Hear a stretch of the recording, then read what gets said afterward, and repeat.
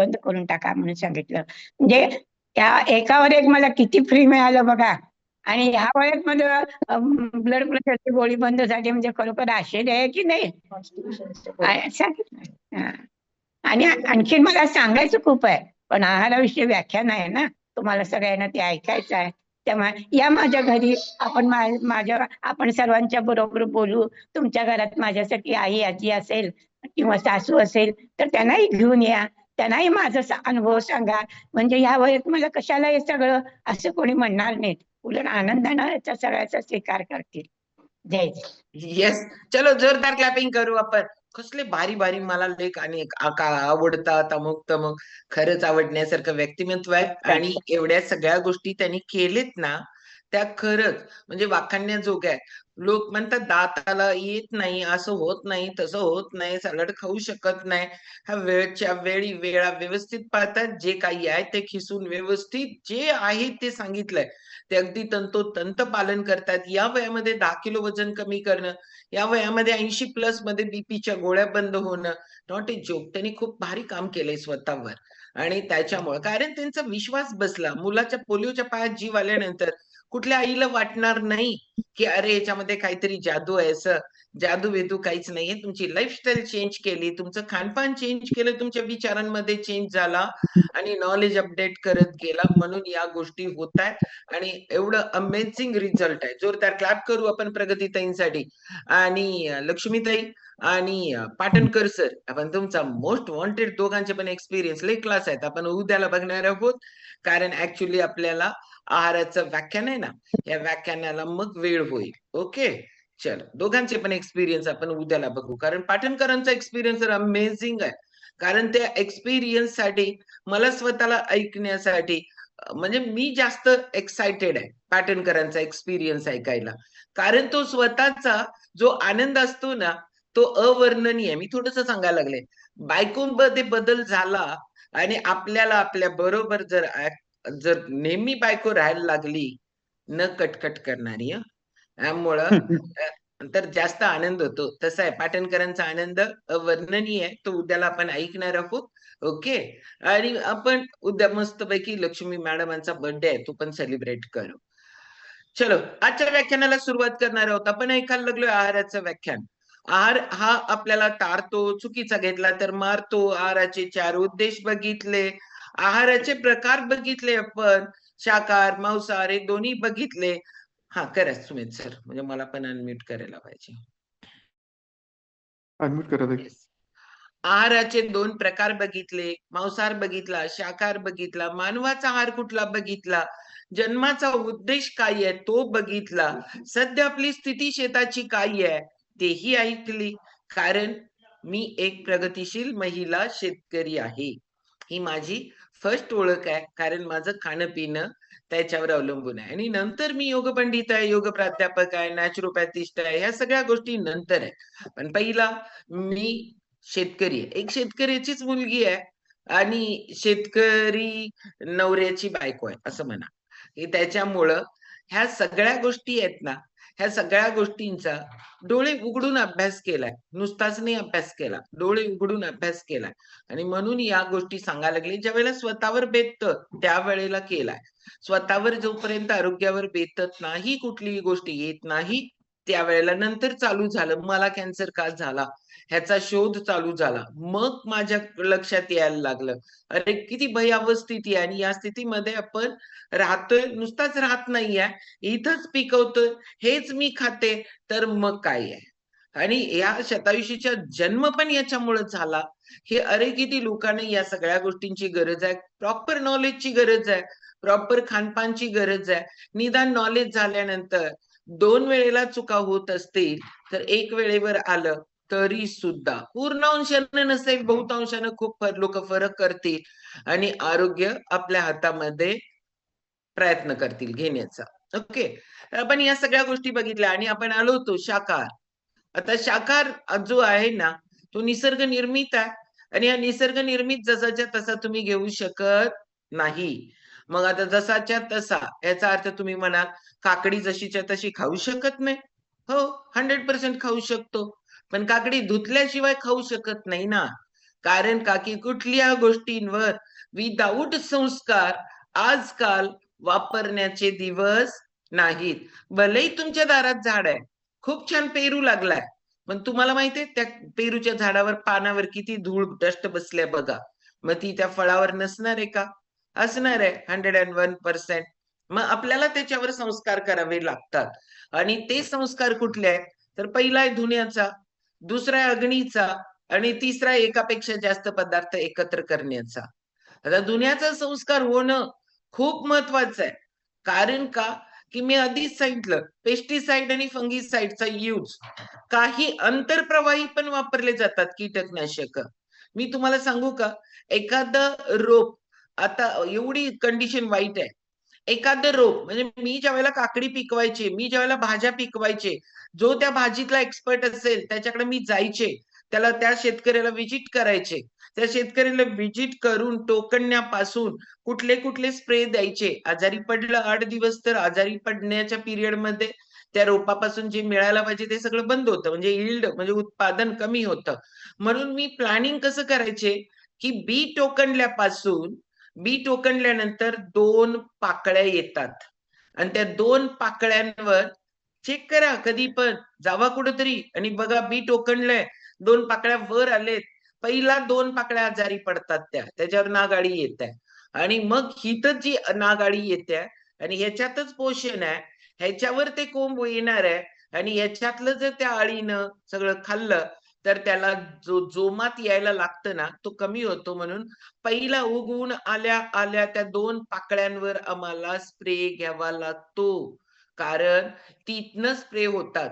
आणि हे जे स्प्रे असतात ना, ते त्या रोपामध्ये अंतरप्रवाही असतात, म्हणजे त्या रोपामध्ये त्या कीटकनाशकाचं वास्तव हे असतं, कारण ते डायरेक्ट त्याच्यामध्ये वहन होत असतं, आणि त्याचा पिरियड ठरलेला असतो. हे 1 महिन्यापर्यंत, हे 1.5 महिन्यापर्यंत त्याच्यामध्ये अंतरप्रवाही. तुम्हाला वाटेल अंतरप्रवाही दिल्यानंतर बाहेरचं द्यावं लागतं का? नाही, द्यावं लागतं, तेही द्यावं लागतं. त्यामुळे एवढे सगळे स्प्रे होतात, तर बाहेरून होणारे निदान तुम्हाला 2 तरी घेणं गरजेचं आहे. आणि मार्केटमधली स्थिती त्याच्याही पेक्षा भयावह आहे. नेहमी आपण अंगावर घालणारे कपडे असू देत, पायात घालणारे शूज असू देत, एसी मध्ये खरेदी करतो आपण, दुकानात खरेदी करतो, आणि जे रोजचं लागणार आहे भाजीपाला कुठून आणता बघा, रस्त्याच्या कडेलाच बसलेले असतात, आणि त्याच्यामुळे वहन आणि आपल्यापर्यंत ते पोहोचणं, एवढी भयानक त्यांची त्या सगळ्या पिकाची हाल चाललेले असतात. त्यामुळे तुम्ही त्याचं धुणं हे खूप गरजेचं आहे. पण धुत असताना त्याचा क्रम हा खूप महत्वाचा आहे. कारण पहिल्यांदा धुवा मग चिरा. खूप लोक पहिला चिरतात आणि मग धुतात. नो, त्यातली पोषण मूल्य वाया जातात. निसर्गाने प्रत्येकाला संरक्षक कवच दिलाय. तसं मानवाला स्किन दिल्या. आतला कुठला ऑर्गन दिसतोय का आपला? अवयव काय दिसतंय काय? कुठली पेशी दिसते का? काही दिसत नाही, आत आहे सगळं, सगळे अवयव. तसंच आहे निसर्गाला सुद्धा त्यातली पोषण मूल्य टिकवण्यासाठी वर एक लेअर दिलाय, त्याला तुम्ही साल म्हणा, नार म्हणा, काय म्हणायचं ते म्हणा, पण ते जे दिलंय ना त्यातली पोषण मूल्य टिकवण्यासाठी दिलंय. हे ज्या वेळेला कट होतं त्यावेळेला विघटन व्हायला सुरुवात होते, त्यातली पोषण मूल्य याचा ऱ्हास व्हायला चालू होतो. तो हवेशी संपर्क आल्यानंतर व्हायला चालू होतं, त्याच्यातलं ऑक्सिडेशन चालू होतं. तर तुम्ही त्याला पाण्यात धुतल्यानंतर तर जाणार का? नाही जाणार, त्या पाण्यात पण जाणार आहे, 101% जातं. आणि म्हणून पहिल्यांदा धुतल्यानंतर बघा, कुठलंही पालेभाजी धुतल्यानंतर वरून पहिला पेंडी आणली, स्वच्छ धुतली, पेपरवर कापडावर जर पसरून ठेवली, जरा सुकल्यानंतर मग निवडली तर चालतंय. पण आपण पहिल्यांदा निवडतो, मग त्याला धुतो, आणि एकापेक्षा जास्त तुकडे झालेले असतात, त्या प्रत्येक तुकड्यातनं विघटन होतं आणि त्यातली पोषण मूल्यांचा ऱ्हास होतो. आधीच इथं पोषण मूल्य जिथनं यायला लागले तिथं नाहीये, जी त्याच्यात आल्या ती पण आपण घालवायला लागलोय. बरं, त्याला पैसे देतो, पैसे मोजतो आणि मग घालवतो, म्हणजे असं पण नाहीये. म्हणजे दुष्काळात दोंडा महिना जर असं तुम्ही काम केलं तर त्याच्यामुळं ऍक्च्युली पहिला धुवा आणि मग चिरा. ज्या वेळेला खायचंय त्या वेळेला चिरा. अर्धा सफरचंद चिरलं, मग ते अर्धा सफरचंद वापरलं, आणि अर्धा नंतर कोण येईल त्याला दिलं. लिंबू अर्धा पिळलाय, अर्धा फ्रीज मध्ये ठेवलाय, आणि तो किती महिन्यानं वापरायला लागलोय, किती दिवसानं वापरायला लागलोय. अर्धा पिळाय, संपलाय. अर्धा पाण्यात पिळा, जेवताना ताकात पिळा, कशात पिळायचं ते पिळा लगेच आणि इमिजिएट संपवून टाका. कट केलेलं विघटन होतं तर त्याचा काय उपयोग आहे? म्हणजे त्याचा आपण यूज करतो का पाहिजे तसा? नाही. त्याच्यामुळे ह्या छोट्या छोट्या गोष्टी आहेत. छोट्या छोट्या गोष्टी खूप मोठा इम्पॅक्ट पाडतात. त्याच्यामुळे या गोष्टी लक्षात घ्या आणि या गोष्टी केल्या तर. वांगी आणि बटाटा लई महिलांना सांगायला मला आवडतंय. वांगी आणि बटाटा पहिला चिरतात आणि पाण्यात बुडवून फोडीत ठेवतात मस्तपैकी. काळं पडतंय म्हणून. त्या वेळेला चिरूया ना, कशाला काळं पडतंय? नाही पडत. आणि ते पाणी मस्त फोडी वापरणार आणि ते पाणी जे आहे ना ते सिंकला फेकून देणार. गेली की न्यूट्रिशन व्हॅल्यू त्यातली. मग असं नाही यूज करायचंय. ज्या त्या वेळेलाच यूज करा की ज्याच्यामध्ये मुळात थोडी न्यूट्रिशन व्हॅल्यू आणि आपल्या कर्माने आपण आणि घालवतो असं नाही व्हायला पाहिजे. ओके, हे झालं. आणि मग त्याच्यानंतर आपल्याला धुतल्यानंतर तुम्ही सगळे पदार्थ यूज करू शकता. आता त्याच्यातलं नुसताच धुवून ज्वारी खाऊ शकतो का? नुसताच धुवून तांदूळ खाऊ शकतो का? नुसताच धुवून पीठ खाऊ शकतो का? नाही खाऊ शकत आपण. त्याच्यावर अग्नीचा संस्कार काही गोष्टींवर होणं गरजेचं आहे. काकडी खाऊ शकतो, कोबी खाऊ शकतो, फ्लावर खाऊ शकतो, बीट खाऊ शकतो, गाजर खाऊ शकतो, कांदा खाऊ शकतो, टोमॅटो खाऊ शकतो. आता केवढं सगळं बाकीचं पण खाऊ शकतो. पण हे नाही खाऊ शकत आपण. ही ज्वारी, बाजरी, गहू, तांदूळ या सगळ्या गोष्टी आपल्याला हलकं बनवण्यासाठी आपल्याला त्याच्यावर काही संस्कार प्रक्रिया कराव्या लागतात. त्यातला पहिली प्रक्रिया आहे ती म्हणजे अग्नीचा संस्कार. अग्नीच्या संस्कारामध्ये 3 पद्धतीने संस्कार होतात. एक म्हणजे उकडणं, दुसरं म्हणजे भाजणं आणि तिसरं म्हणजे तळणं. हेच करतो. याच्यापेक्षा काय करतो आपण? एवढं करून आपण खाण्यासाठी वापरतो. तर अग्नीच्या संस्कारामध्ये पहिला संस्कार जो आहे ना, तो उकडण्याचा. त्याच्यामध्ये पाणी 100°C जातं. त्याच्यापेक्षा पाण्याचं टेम्परेचर वाढत नाही. आणि त्याच्यावर थांबा, थांबा तुमचे सगळे प्रश्न आहेत ना, चिरल्यावर धुवायचं की नाही? काय गरज आहे? वरनं पहिला धुवून घेतलं की नंतर धुवायची गरजच नाहीये. मग आपल्याला पहिला संस्कार जो आहे ना, तो उष्णतेचा. ओके? त्याच्यात उकडण्याचा. ह्याच्यामध्ये पाण्याचं तापमान जादा जात नसल्यामुळं तो पदार्थ पचायला हलका बनतो. आणि म्हणून आपण जे काय राईस वगैरे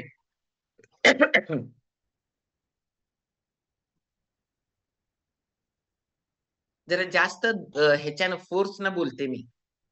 त्याच्यामुळे काय व्हायला लागलंय, काल पण कोच कॉलला आणि आता पण. ओके. कारण मला असं वाटतंय किती सांगायला पाहिजे आपल्याला, किती सांगायला पाहिजे. तुम्हाला जेवढे सांगण्याला फोर्स आहे ना, तेवढेच मी पण घेण्याला फोर्स असतोय माझा. कारण मला या सगळ्या गोष्टी वाचायला, ऐकायला, भेटायला, अनुभवी व्यक्तींचा ऐकायला खूप आवडत असतं.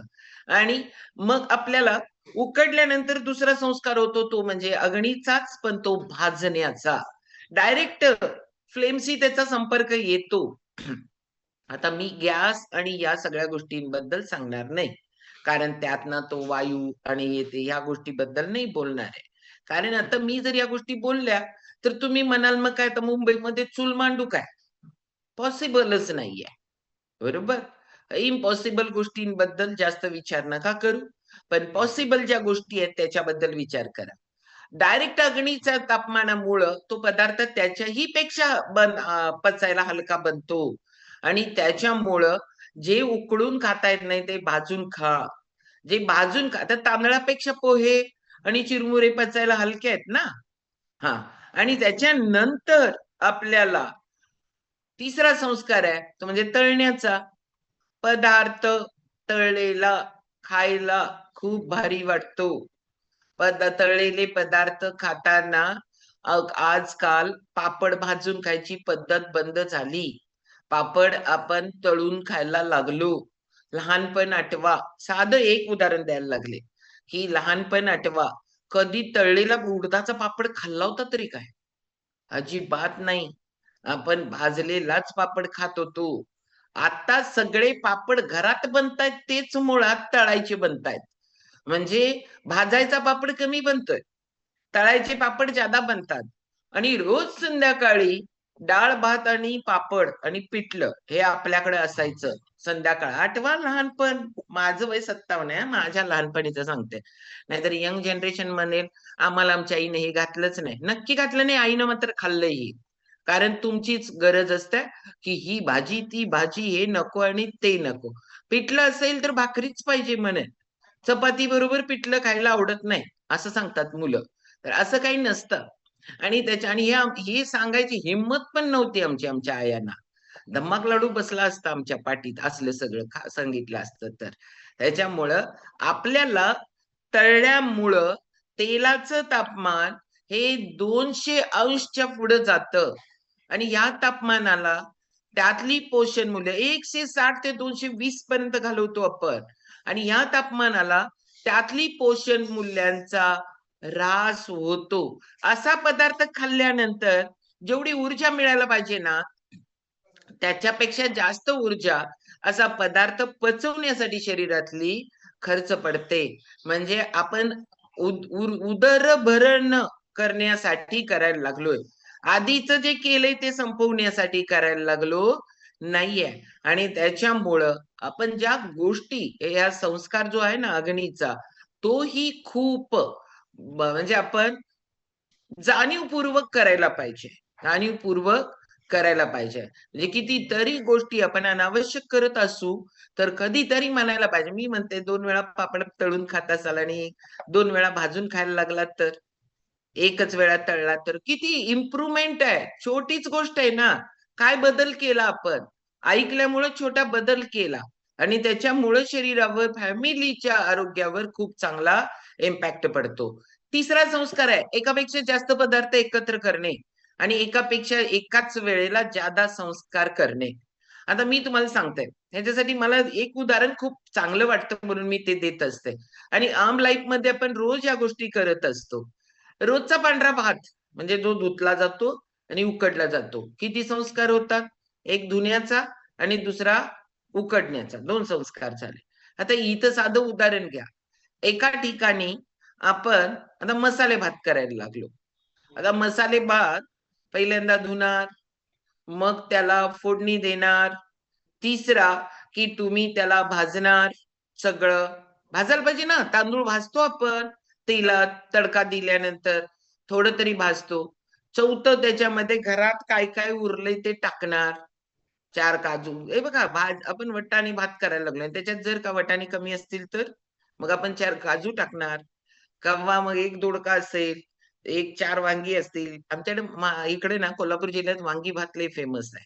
हां, म्हणून तिकडं आता ते 4 वांगीत 2 कमी पडायला लागल्यात. मग घरात 2 दोडके शिल्लक असतील. मग ते दोडके टाकणार. काय-काय टाकतात, लई टाकतात. गाजर टाकतात, बीन्स टाकतात, कांदा टाकतात. सगळं टाकतात ते. ओके. मग हे असं नॅचरोपॅथी म्हणतं, एका वेळेला एक घटक घ्यायला पाहिजे. पण आपण जे जेवतो ना याच्यामध्ये पॉसिबल नाहीये म्हणून मी ते सांगणार पण नाहीये. कारण का, की कार्ब्स घ्यायला लागलं की कार्ब्स घ्या, प्रोटीन घ्यायला लागलं की प्रोटीन घ्या, असं असतंय ते. तर कधी चिमणी बघितल्या का? थोडीशी अळी खाल्ली, थोडीशी ज्वारी खाल्ली आणि थोडंसं हे खाल्लं, असं नसतं. आता तरी म्हणून आपण सगळेजण रोज खात नाहीये. पण विनाकारण आदल्या दिवशी शिळा भात करून ठेवायला लावतात आणि दुसऱ्या दिवशी फोडणी टाकतात. काल परवाच कोणतरी एक्सपिरियन्समध्ये सांगितलं, "हां, अडकरताईने भात करून ठेवायचा, आदल्या दिवशी जाऊन फिरून यायचं आणि लवकर त्याला फोडणी घालायचं. कारण ते फोडणीचा भात लई भारी लागतोय. पण आज नाश्त्याचा बेत कोण बनवू नका, की बाबा होय लय भारी घाट मॅडमनीच लक्षात आणून दिले आता, आता करू आपण." असं नाहीये. कारण का, की जिथं ताजं घेता येतं तिथं ताजंच घ्या. कशाला शिळं घेताय? हे आमच्यात मुळक्यांना पण सवय होती. बायकोला सांगून ठेवायची. त्यांनी तर मसाले भाताला परत दुसऱ्या दिवशी फोडणी घालतात. म्हणजे आज मसाले भात संध्याकाळी केलाय, तो उरलाय. तो उरल्यानंतर त्यांनी दुसऱ्या दिवशी परत त्याला फोडणी घालतात म्हणे. म्हटलं असं कसं? म्हणतात ते लय भारी लागतंय. मी तर कधी करायचा प्रयत्न केला नाहीये, त्यामुळे मला माहिती नाहीये. त्यामुळे एवढे सगळं आपण या पद्धतीनं करतो. म्हणजे आता बघा, ह्या प्रत्येक संस्काराच्या वेळेला त्यातली पोषण मूल्य कमी झाली. धुताना धुवायलाच पाहिजे. धुवायलाच पाहिजे. याला बोरिक ॲसिड वगैरे एवढं लावून ठेवलेलं असतंय तांदूळ, दुकानदाराचा किडत नाही. घरात आणून ठेवा, कसा किडतोय बघा. त्याला लगेच अळी लागत्या. त्यांच्यातला लागत नाही. कारण हे बोरिक ऍसिड वगैरे यूज केलं जात आहे, शरीराला घातक आहे ते ऍसिडच म्हटलंय त्याला. त्याच्यामुळं ह्याचा वापर जुनी पद्धत होती ती करायची म्हटली तर शक्य नाहीये. लिंबाची झाडं हुडकून सापडणार नाहीत. पूर्वी या सगळ्यामध्ये लिंब, राख ह्या सगळ्या गोष्टीचा ऍज अ पेस्टिसाइड म्हणून वापर केला जायचा. पण आज आपण या करतोय का? नाही. कुठेतरी राखेत ठेवलेले मूग आणि हे तुम्हाला जर भेटले तर तुम्ही म्हणाल हे आता सगळं धुरळाच दिलाय, नको आपल्याला काय. पण ऍक्च्युली त्याच्यामध्ये खूप चांगलं ते टिकवण्याची प्रोसिजर होती. त्याच्यासाठी ते लई सांगायला लागले तर माझ्याकडे लई आहे. त्याच्यामुळे ना या सगळ्या गोष्टी आता शक्य नाहीये, त्यामुळे धुणं गरजेचं आहे. पण या सगळ्या प्रत्येक संस्काराच्या वेळेला त्यातली पोषण मूल्य कमी होतात. म्हणून व्हाईट राईस आणि मसाला राईस मध्ये बघाल तर व्हाईट राईस आपल्या आरोग्याच्या दृष्टीनं, त्यातल्या पोषण मूल्यांच्या दृष्टीनं खूप सरस आहे, खूप सरस आहे. म्हणजे मी राईस प्रमोशन करायला नाहीये, मी संस्काराचं प्रमोशन करायला लागले. इथं कमीत कमी संस्कार झालेला आहे त्याच्यावर, म्हणून ते आरोग्यासाठी मसाले भाताच्या तुलनेत नक्की चांगलंच आहे. ओके. आहाराचे संस्कार बघितल्यानंतर मी भांडी आणि हे सांगणार होते, पण ऍक्च्युली परत 8 वाजले. हे 8 तर जरा फटाफट वाजायला लागल्यात. मला असं वाटतंय कारण का की मला बोलायला आवडतंय, तुम्हाला ऐकायला आवडत नाही. पण म्यूट करून सुमेध सर ठेवतात, त्याच्यामुळे तुम्हाला ऐकावं लागतंय. पण 8 वाजले, त्यामुळे आज आपण इथंच थांबणार आहोत. उद्याला आपण बघणार आहोत ह्याच्यासाठी वापरणारे, संस्कारासाठी वापरणारी साधनं आणि त्याच्यामध्ये हे संस्कार करत असताना जे मसाले यूज करतो ना, त्या मसाल्यांमुळं टेस्ट वाढते.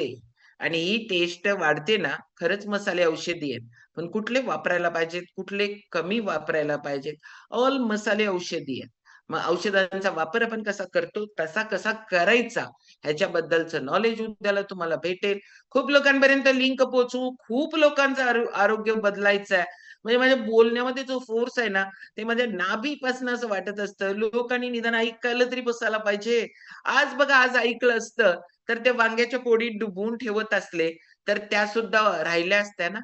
त्याच्यामुळे एवढा जरी बदल केला असता तरी पण खूप फरक पडला असता. आणि त्याच्यामुळे इथनं पुढची जी व्याख्यान आहेत आणि हे जे व्याख्यान आहे आहाराची व्याख्यानमाला, हे लोकांना कुठं ना कुठं क्लिक होईल, छोटा बदल करतील आणि छोट्या बदलानं आरोग्य खूप चांगलं राहील. त्यामुळे खूप लोकांपर्यंत ही लिंक पोहोचवण्याचा संकल्प करणार आहोत आणि थांबणार आहोत. पण थांबण्याच्या आधी आपलं वेट लॉस मॅरेथॉन खूप लोक स्वतःवर काम करायला लागलेत. आणि पुढची मॅरेथॉन मी आधीच सांगून ठेवते, कारण पद्मजा मॅडमनी मला लगेच आज सकाळी पहिला कॉल केला.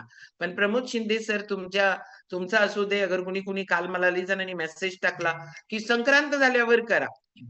संक्रांत, किंक्रांत हे उत्सव सेलिब्रेशन साठी आहेत. तीळ खाणार, गुळ खाणार, पोळी खाणार, नॉनव्हेज खाणारे खाणार, नाही नॉनव्हेज खाणारे ते थालीपीठ खाणार, काय काय खाणार बघा आता. ह्या सगळ्यामुळं काय वाढवणार आहे ते वाढवून ठेवा. पद्मजा मॅडम आणि ही सगळी कोचेसची टीम आहेच तुमच्यामध्ये चेंज करण्यासाठी. त्यामुळे वेट लॉस मॅरेथॉन आपली स्टार्ट होतीये 16 पासून. पण आजची जी वेट लॉस मॅरेथॉन आहे त्या चालू आहे, त्याचा रिझल्ट बघण्यासाठी आपण जाणार आहोत. वेट लॉस मॅरेथॉनच्या ऑल पार्टिसिपेंट साठी जोरदार क्लॅपिंग. वेट लॉस मॅरेथॉनच्या कोचेस लोकांसाठी जोरदार क्लॅपिंग. आणि प्रियांका पोळ मॅडम साठी पण एकदा जोरदार क्लॅप करणार आहोत आपण. कारण का की आपल्याला छानपैकी प्रेझेंट करायला लागले ते रिझल्ट. ओके, प्रियांका दिसते का पद्मजा मॅडम? मॅम मी आहे, पण त्या मॅम शेअर करत होत्या कालपासून. करू का मी? मग असते करा. कोण करणार आहे? करा, मला हँडरेस द्या पोस्ट करायला. आहे मी पोस्ट मॅम, एकच मिनिट. स्वाती करायला लागली. काल परवा दिवशी केल्या होत्या.